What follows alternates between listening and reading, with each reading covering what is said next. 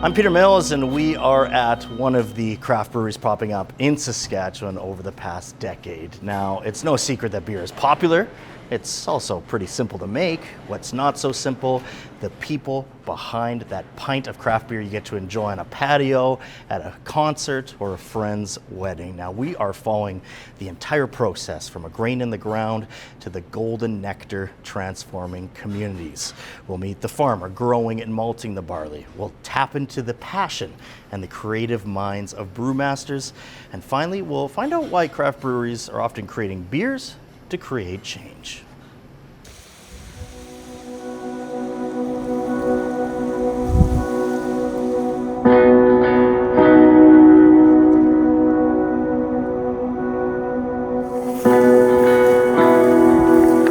We are pretty lucky to spend a lot of time with this backdrop, right? Like in seeding and harvest, I'm looking out at usually a pretty great sunset most nights.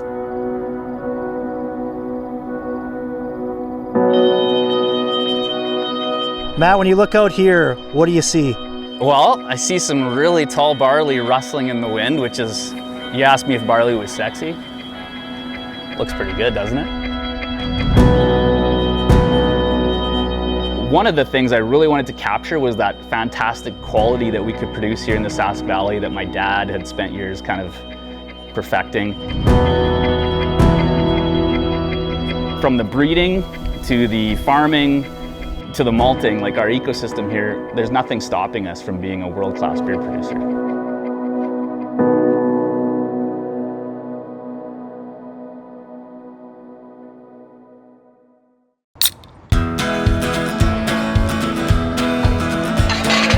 What do I see when I look at a craft beer made in Saskatchewan? Well, I'm obviously thinking about the ingredients, and I'm thinking about the person that brewed the beer. I see many hands that have made it, and I think right back to the field, right grain to glass, there's a lot of different value add points that touch it. I guess I would see a product that someone has put a lot of time and energy and passion into, a lot of work. You think about it all the way down the chain of the farmers growing the barley, the malters malting the barley, everything that needs to happen before we even get the products to make the beer. I see the labor of my friends. What I really see in a craft beer now is the people behind it, whether it's the craft breweries and the brewers, the farmer, like my dad. You think about all the hands, you think about all the opportunities, and you think of the sorts of stories that we can tell about ourselves. And that's what I see when I look at a glass of beer. A lot of times I might just think, boy, that looks good.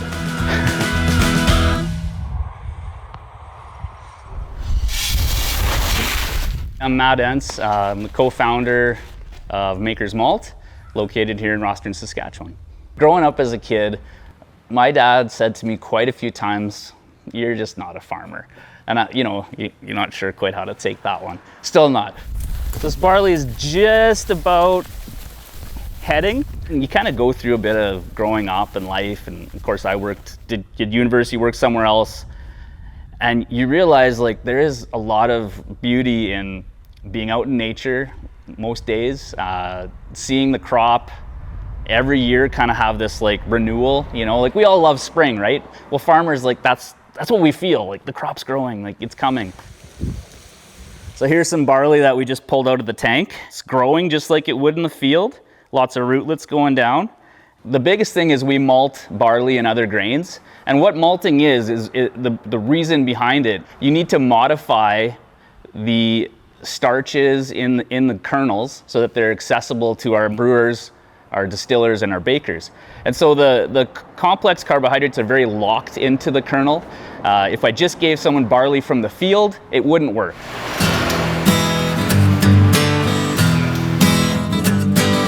Can you list some of the beers that have your ingredients in them? Oh man, like we've probably had malt in every brewery at one time or the other in Saskatchewan, I believe. There's some that are really core customers that use us for pretty much all their malt supply.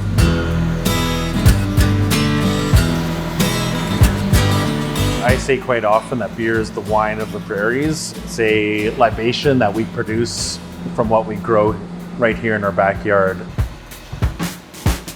My name's Jeff Alport. I'm the founder, owner of Nokomis Craft Ales, based here in Nokomis, Saskatchewan.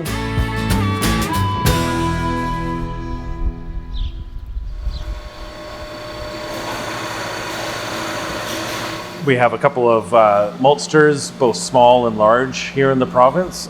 We're happy to source from both of them. Barleys and other cereals are major crops here in Saskatchewan. I feel like beer is so connected to our agricultural community here that it really just makes sense, right? That we want to reflect where we live. We want our product to be something connected to where we live. Using what we grow right here is really essential to adhere to that. When we do use fruit, we go to our friends and neighbors. We exclusively use fruit that's grown here in Saskatchewan, so you won't be seeing any mango beers coming out of Nokomis anytime soon. You're more likely to see Saskatoon, currant, cherry connecting us to our time and place. My name is Sean Moen. I'm the CEO and co-founder of 9 Mile Legacy Brewing in Saskatoon, Saskatchewan. From the time I could drive, I was hauling durum from the field to the bin for Dad and Grandpa. And I remember thinking 14 years, 15 years, 16 years old, like, we're growing all of this raw product and we're not doing anything with it. We're shipping it in rail cars and it's being processed out of the province, and that really frustrated me. 9 Mile Legacy is a story of our two family farms located 9 miles apart in the southwest corner of the province. 2 century farms, every generation of Moens and Petersons have found ways to work together. Using Saskatchewan agricultural product was a no-brainer. I mean, barley particularly, we grow the best barley in the world. We can make world-class beer with it. Brewers from around the world know about Saskatchewan barley. I'm super excited to brag about it and talk about it. My name is Matthew Barton. I'm the communications guy for Rebellion.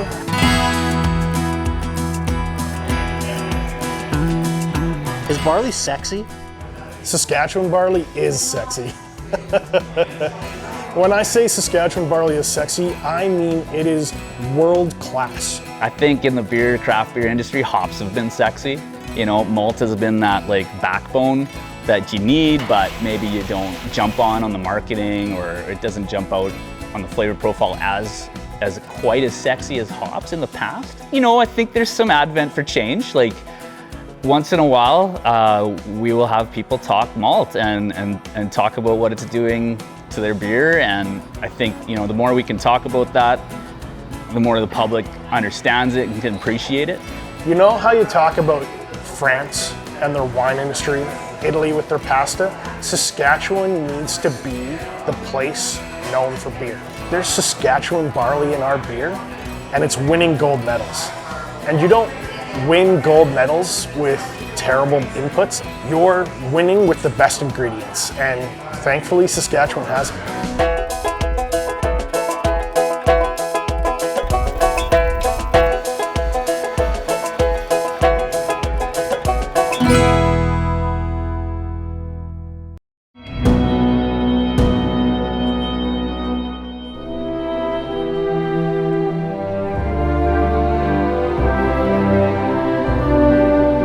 There's no end to what you can do in beer. And at the end of the day, you get to drink really, really tasty products.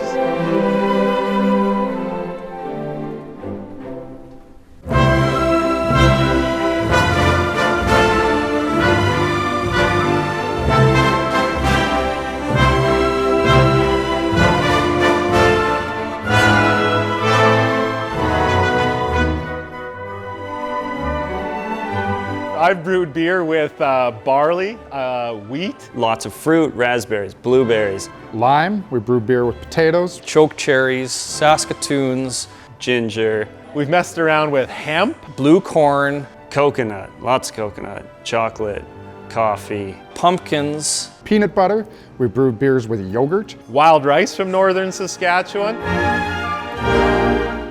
We made a tiger beer, Cryogenically frozen hops, I'll throw that one in. cinnamon toast crunch, you know, Earl Grey tea, ice cream cones. We've had spruce tips, we've done, Adam's gonna kill me on this, Malty's done so many creative things. What else have we thrown in there?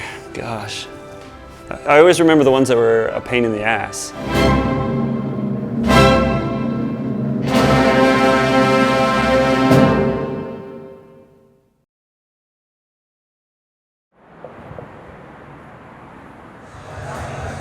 And I remember when we first opened this place, I mean, it was just shocking. I mean, and to see people come in and want to actually like give you money for your beer, wow. I'm Mark Heisey, President and CEO at Rebellion Brewing Company. I was just fascinated. I was just, and I had made wine kits at home a bit, and I do appreciate good wine, but as a maker of it, there's not as much that you really have control over. You basically throw grapes and some yeast and water into a bucket, and that's it. When it comes to beer, the brewer has so much control over the final product. You can use a little bit of this, a little bit of that, this barley, that hops. Endless amounts of creativity and creation, and so I think that's what got me really excited about beer as opposed to anything else. What really bugged me about some breweries that had frankly failed here in Saskatchewan, that had tried before us, they said, well, the masses aren't used to flavor, so we're gonna make really light beers. And I actually love light beers, but they don't have to be terrible. So that was a really big position of pride for me. I was like, we're gonna make light beers, but they're not gonna suck. And they're not going to be like an insult to people that only like light beers. But at the same time, that's where we do like to challenge folks. We do like to make beers with cucumbers and watermelon, and we age beers in whiskey barrels. It never gets boring. You can never stop creating. It's almost like a musician or a songwriter. There's always a new song to write. I think if you really care about excellence, you never feel if you've made it. And we don't. My name is Sean Moen. I'm the CEO and co-founder of 9 Mile Legacy Brewing in Saskatoon, Saskatchewan. You'll see a sign in our cellar door that says, "Don't believe the hype." It's the process that makes you excellent, not any sort of end goal. And so we're constantly trying to refine that process as we go.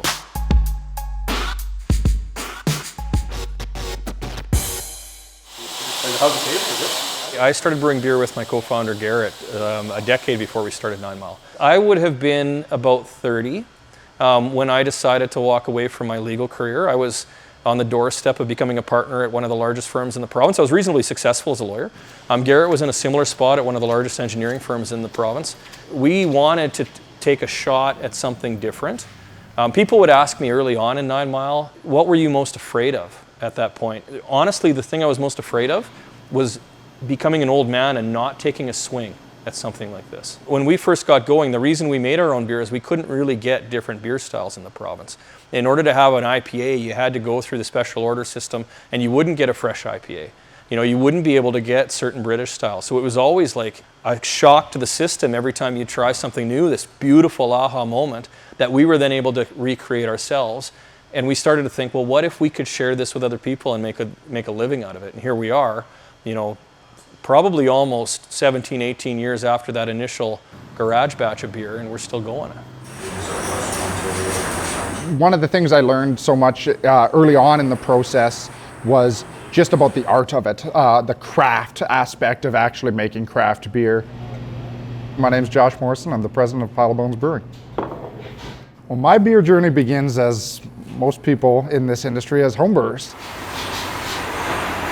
I grew up here in Saskatchewan, where we had pretty limited choice for craft beer, and if you wanted to drink craft beer in the early 2000s, you had to make it yourself. So I learned how to brew beer in my garage, and things got out of hand. Creativity is the name of the game, and so we all brought recipes to the business when we came together. And we do kind of marry kind of traditional approaches, traditional styles with modern trends. For instance, the barley wine that we did with Nokomis, Plowwind, it is a very traditional English barley wine. It's been made that way for hundreds and hundreds of years. We aged it in barrels for a year. It's very traditional. But then we also want to create new flavors. So it's a blend of kind of bringing those traditional styles and new wacky things we can think of.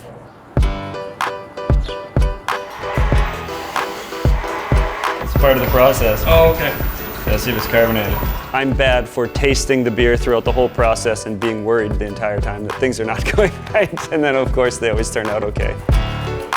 My name's Adam Smith. I'm one of the co-owners of Multinational Brewery in Regina. What is craft beer? Oh gosh, that's a loaded question. It's gonna get me in trouble, I feel. People back in the day would say size is a big part of it, but now often, obviously, things have grown so much that we see craft brewers in the States producing gigantic amounts of really great, amazing beer. So size doesn't really have much to do with it. I draw the parallel of ice cream in general with beer, you know? Ice cream, you go, there's so many fun flavors, there's something new all the time. We don't have to just make the same thing all the time. We can do whatever we want. And so when you have an idea, you're able to, you know, see that through. Yeah, I tell people, you know, if you tell us, you know, that you like something, and if I didn't make it, I always pass it along. Yeah, somebody was really wanting Greyhound yesterday, Kels, so they said it's the best thing they've ever drank. And see, that's how it goes.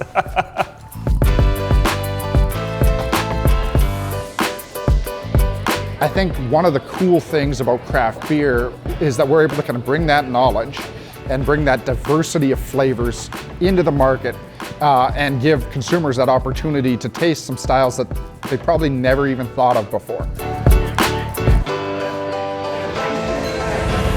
There's all sorts of great hobbies around. Collecting stamps is fun and all. At the end of the day, you've got a book full of stamps that you can't really do anything with. When you make beer, you get to drink it and share it with friends. It's pretty awesome.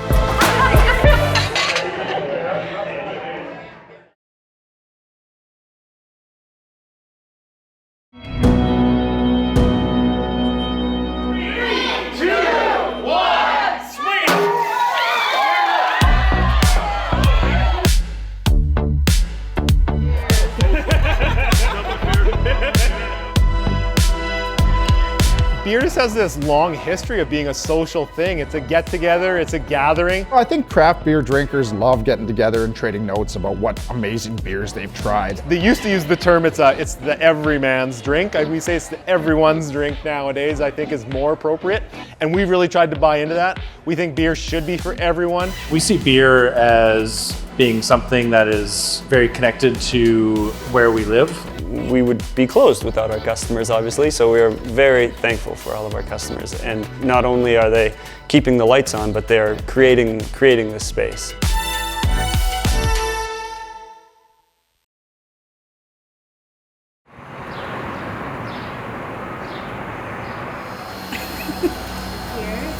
Very early on, me and Kelsey never wanted a classic bar idea, right? We wanted more of a chilled out space, you know, showcasing that you can run a place that sells alcohol that is, you know, maybe a little bit different than what Saskatchewan had seen before.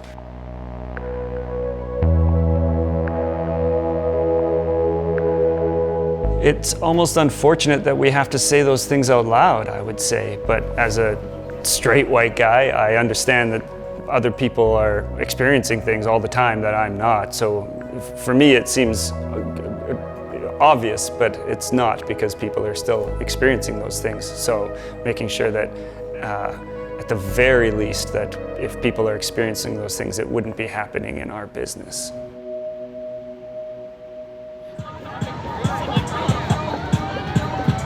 It's important for us to be a part of the Pride and Pride Parade, and we did a Pride beer this year. It's part of your social license, really, to operate in the city and to be successful. I think you really have to be part of the community, and that means going out and doing stuff. You can't just sit back and say, I'm part of the community. If you're just in there spending high dollars on marketing and cramming what you're doing down people's throats, it's not resilient, it's not fulfilling from my perspective, whereas being a community driver and a community builder gives you that higher sense of purpose as you're growing something and you're leaving a legacy, building a legacy.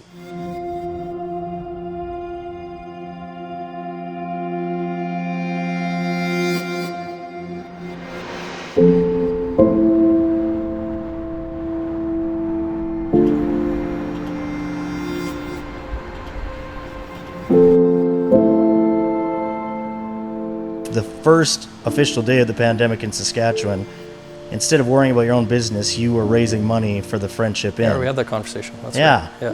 Why? Why do you do something like that? Because the right thing to do. I don't know. Because it felt good. You know, that was at a time when, excuse me. You know, that was at a time when we didn't really know if we were going to be alive. And certainly, there were people in our community that, you know, especially visiting a soup kitchen, weren't able to get food. So you have these moments, I think, when you create a business, and we have had that moment as a brewery where you can do some good for people, and I think that's why you do it.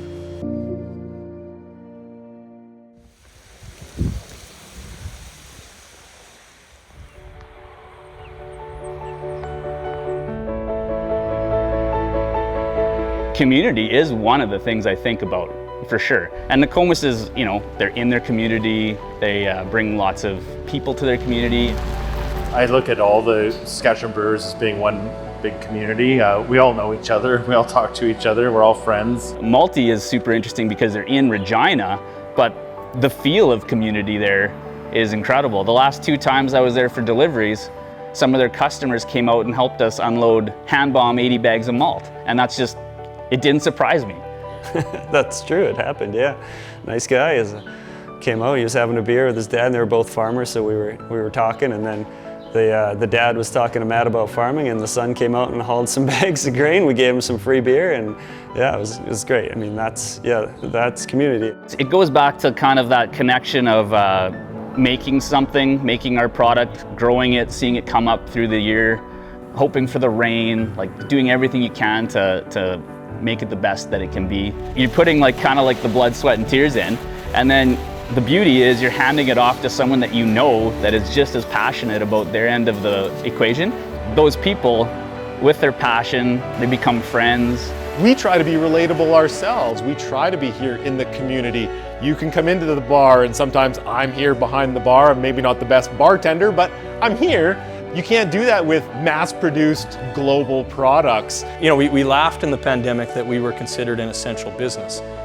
Making beer is essential. But we did embrace that, that level of social fabric, that sense of normalcy, that joy, the ability to have families come into our tap room where the kids have some apple juice and mom and dad have a beer. Those are important things. Those are important things on how we build community together.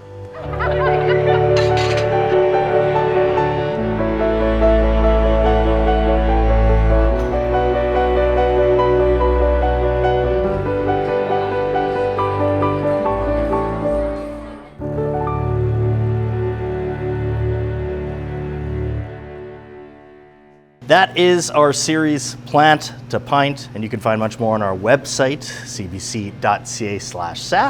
And make sure to subscribe to the CBC Saskatchewan YouTube page for more videos like this. And for CBC Saskatchewan, I'm Peter Mills. Thanks for watching.